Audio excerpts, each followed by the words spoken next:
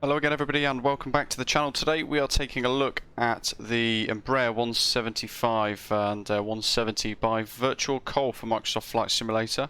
They've been kind enough to send me a copy via email and ask me to sort of take a look and offer my thoughts and opinion with you guys. So I hope you find it useful, informative and honest. Make sure you hit like and subscribe down below while you're here as well, of course. And check out all of my other videos. More importantly as well, I'd love to know what you think in the comments below as well. So, I mean, we're at Washington DCA at the moment. We're in the Delta Connect livery as well, as we're going to be flying Brickyard. And we've got Sim Update 5 installed with the hotfix and obviously the performance gains. First impressions on the outside, it actually looks quite nice. To be fair to them, they've got some modelling done really nicely. To give you guys a little bit of an example, the handles on the doors themselves actually move slightly, so you can see them pop out as they would in real life. So some nice little quality of life features just to make it look that little bit more realistic. And overall the outside does look quite good. You get quite a few different liveries included with this as well. So all of the Air Canada, American Airlines, Delta Connect liveries. This is the latest update from VirtualCol. It's update 2.12.8 for the Embraer 170-175 series for Microsoft Flight Simulator. And they said on an email that they were actually waiting to send me a copy for this update because they've improved it quite significantly. It's $24.99 US, so 25 US dollars, around about £20 depending on exchange rate for those of us in the UK. And there are 17 Embraer 170 liveries and there's 13 Embraer 175 series liveries as well. The product includes native code for Microsoft Flight Simulator in model, exterior and interior using current Asobo templates and original templates according to their website.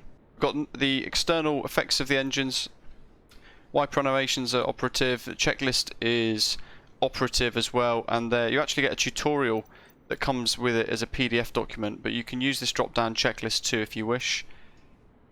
You get light effects with in-panel flood management, wiper animations, contact points with ground surfaces and its animations as we've just roughly seen at the beginning today. External effects of the engines, but no wing flex sadly, so hopefully that will come in the future if they can work out how to do that. They've been quite open and they've said that they've actually used the default aircraft, I think it's the A320 displays for default aeroplanes adapted for this model itself. So we'll see that when we hop into the cockpit and the textures and things. We'll have a little look at those. And the FMS default used by the A320 as well. So for those of you who are familiar with the default A320neo, then it was kind of an easy transition across, I guess. But it's also got its own custom sounds compiled in the WWise format which MSFS requires. And they say textures in Ultra HD 4K. On the outside, as you can see, as we've just briefly discussed, it actually does look really quite nice, to be fair to them. So, can't complain on the exterior.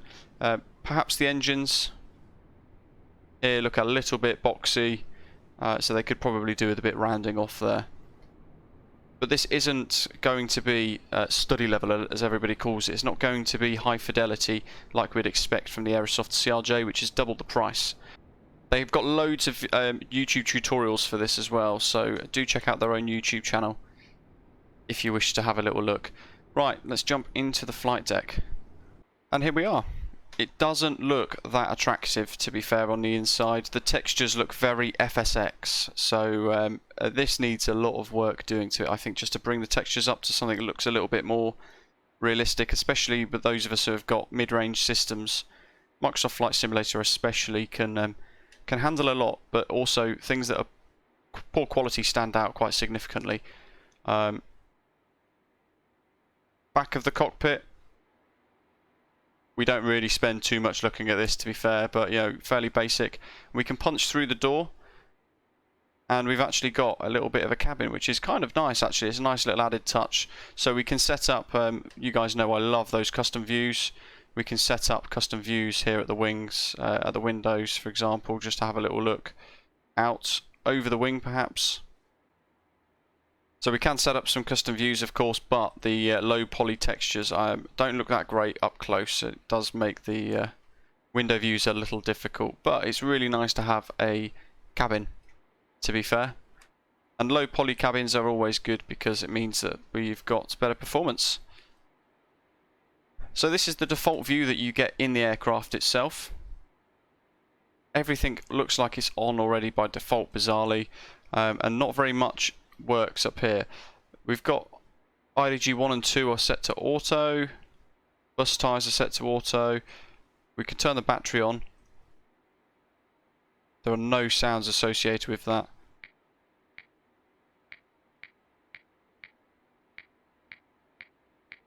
And some pretty nasty sounds for the dials there.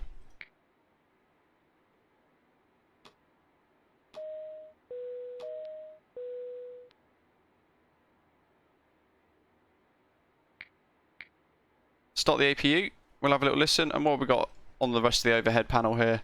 Engine is set to crossfeed, we've got APU, pumps and things on auto. Pressurization is on auto there as well. We've got the manual controls here which do work too, both sides. And we can do passenger oxygen.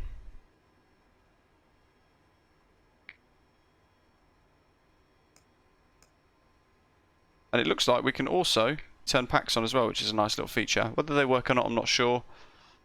But to be fair, there's a lot more in the overhead panel that I thought would be working.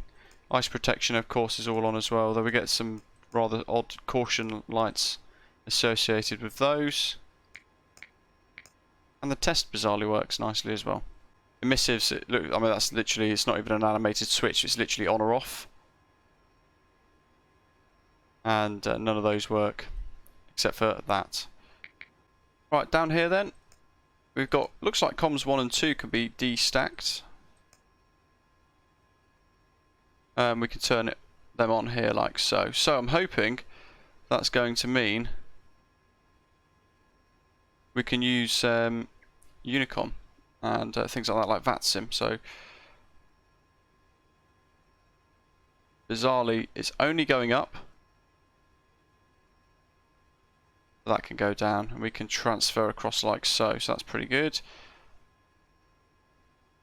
Got trim and things look like they're working as well. What else do we have at the bottom here? That's kind of it, really. And throttle works as we would expect, of course. Ignition's at the top here as well. And we've got power plant options up here too. Right, so this is the FMS. Flight plan, there's nothing there. We can go to init page and we can just type in KDCA. And you can tell this is the basic default A320.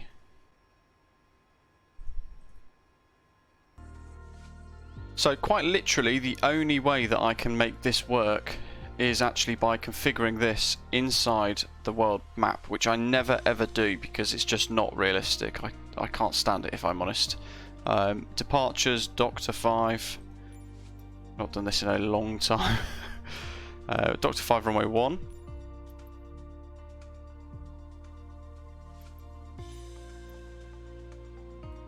And we want the camera for 22 right. Camera 4 for 22 right. We'll pre-configure for an ILS, and we want a cruise altitude of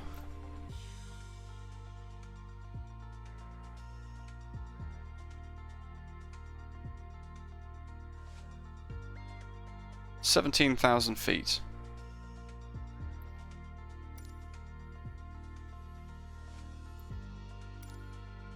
We can hit fly and we'll see what happens. Okay, so we've spawned in with the world map, and if I now go to init, we can see that the data's gone in. So you can't go into here and do it yourself unless a mod, of course, comes out on flightsim.to and allows you to fiddle with this. Hopefully it does. You've got to plan everything inside the world map like you've just seen. Init B page is pre-filled in for us as well, and the performance page we can just click, click, click. One, because trimmable horizontal stabilizer isn't a thing for us to be able to tweak and change, but Flex does something. And everything else is preset like it is in the default aircraft. For the A320, you can see there our route for the day as well, which is what we've selected via the world map. So yeah, if you wanted to use this on VATSIM, for example, you'd have to really carefully check all of that to make sure it's all happily input and correct. Otherwise, you can't use it for VATSIM. Because you might find that you've planned something entirely different to what is requested. Click spots are a bit finicky as well.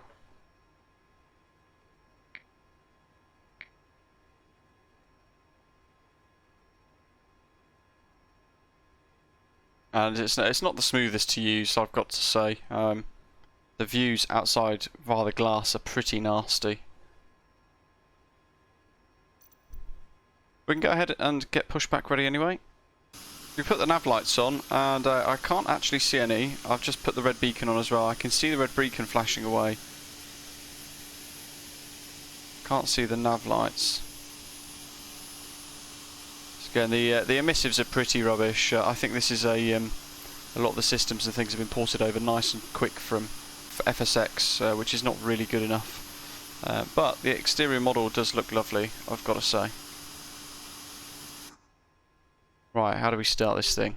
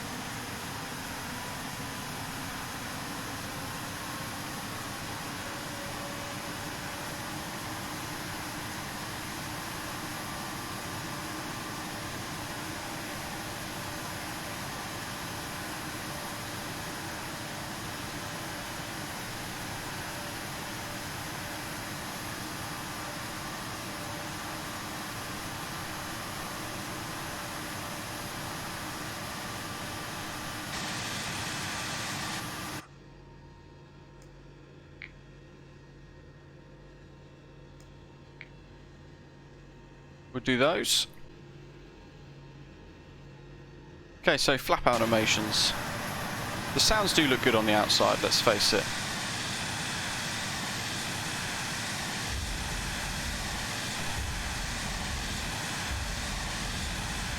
Okay, full flaps, just have a little look at those, see what they look like.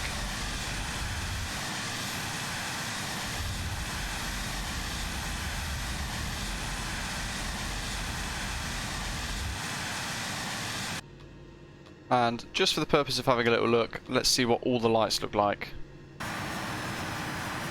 So the emissives are pretty badly done, to be fair. The beacon's barely visible, and even though we've got all the other lights on, they're not actually appearing at the moment. And that might be because we've got Sim Update 5, but again, hopefully whatever is going on gets sorted out. Because we want lights.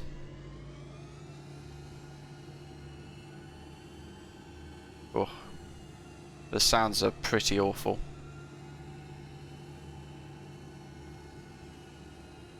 You can kind of tell when stuff has been ported in from FSX. And in MSFS it kind of stands out like a sore thumb, doesn't it?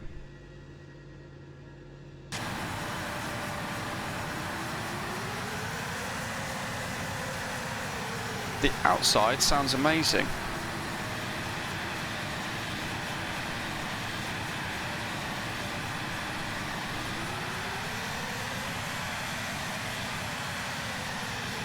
Yeah, the outside sounds very good. Inside it sounds like a Hoover.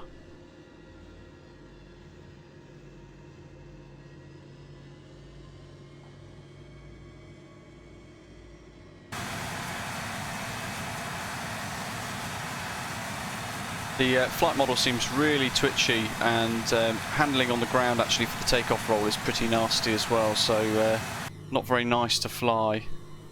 You can tell it's a really default and rather clunky autopilot system.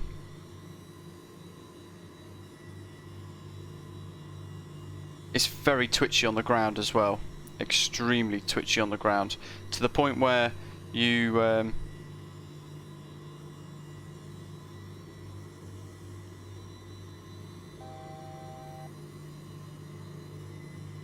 There goes the altitude select, so that's quite bumpy as well. It's really twitchy on the ground to the point where when you're trying to take off, if you've got a slight crosswind, it almost flies a bit like a Cessna and it starts to just get thrown around. And it seems to just launch off like a rocket as well, which is a little bizarre.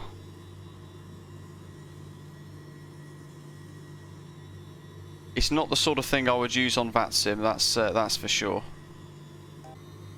MFD wise, it's got a couple of different buttons and stuff. You know, they've tried to make a bit of an effort into making it look quite good, or a little bit more like the real aircraft. But again, you know, Microsoft Flight Simulator, it all looks very cheap, doesn't it? In stark comparison.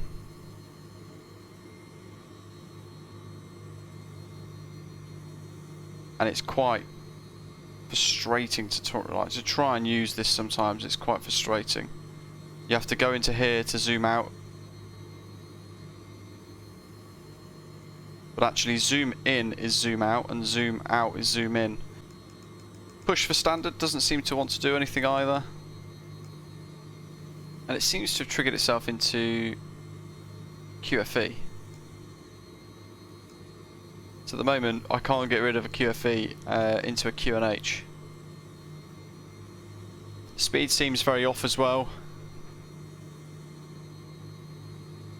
Because at the moment we are technically overspeeding, but the aircraft shouldn't be overspeeding. It should quite happily be able to do 280 knots at 17,000 feet. So again, there's something else wrong with it, which is a bit naff. Not that great, to be honest. And it's telling me we've got asymmetrical thrust, but actually the auto throttle is doing its own thing, and they're both equal. It might well be that Sim Update 5 has caused a load of issues with it, but would I use this on VATSIM? Probably not. Would I recommend it at $25? Again, probably not. If you're going to purchase it just for model matching, it's probably not worth it. If you just want an aeroplane, an E-Jet, and you're not bothered about the high fidelity, the system depth or anything like that, and you just want to do a planned route from a world map and just blat about, then sure, you know, you probably really enjoy this. But for the likes of what I'm looking for in a sim, and a lot of you guys watching the channel as well are looking for in a sim, this is pretty basic by comparison. I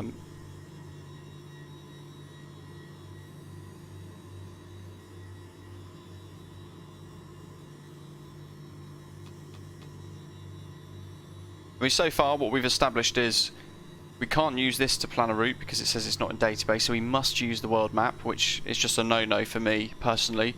It shoots off the ground like a rocket. The speed tapes aren't correct. And there's all sorts of bizarre warnings and things going on, and the textures in the cockpit are just really quite bad, aren't they?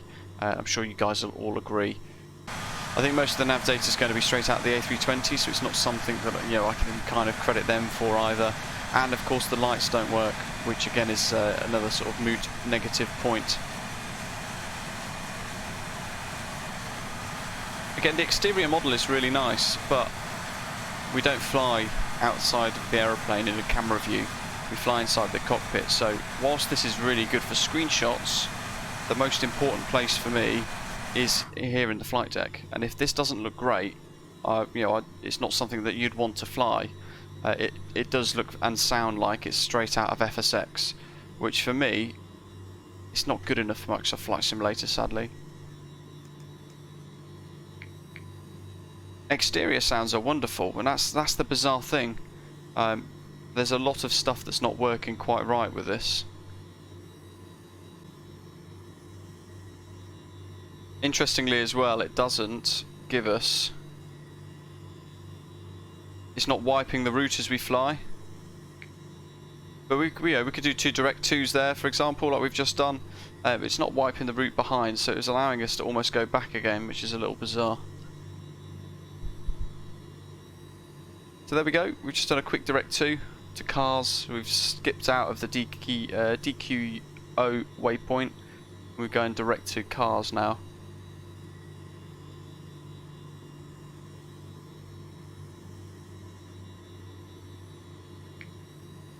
Is this the sort of aircraft that I would use on VATSIM? Probably not. Unless I was just going to blast around somewhere where it's guaranteed to be on Unicom, but then nothing is ever guaranteed on the network. I really hope they actually put a bit more work into this and they improve the textures, because it is pretty bleak inside, let's face it, and the view outside as well. The glass isn't great, and the weird reflective textures in the cockpit do get quite distracting as well, to be fair. It's a real shame. It's a cheap aircraft, it is. It's $25. So can we expect much? Probably not, but in Microsoft Flight Simulator nowadays people are expecting a lot more for a lot less. And that was reflected by the success of the Aerosoft CRJ. As an example, they priced that a lot lower than they had done in previous sims, but they also sold a lot more units, and the quality of it was really widely received and nicely welcomed, and that very quickly became my favourite aircraft in the sim itself. This I'm not too sure about, to be honest.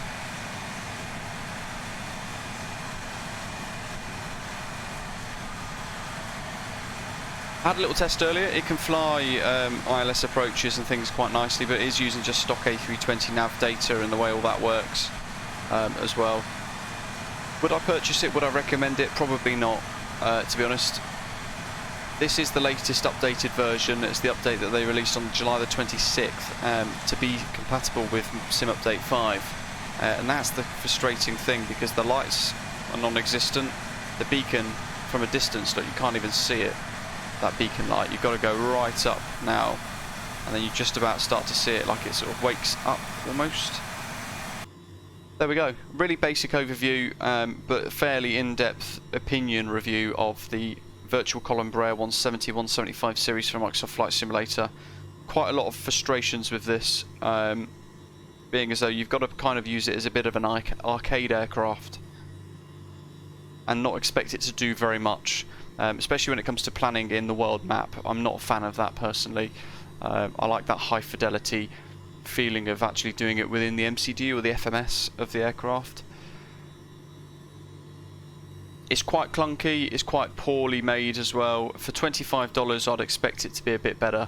You know, a lot of these don't work. The PFD and MFD brightness tabs don't do anything, for example.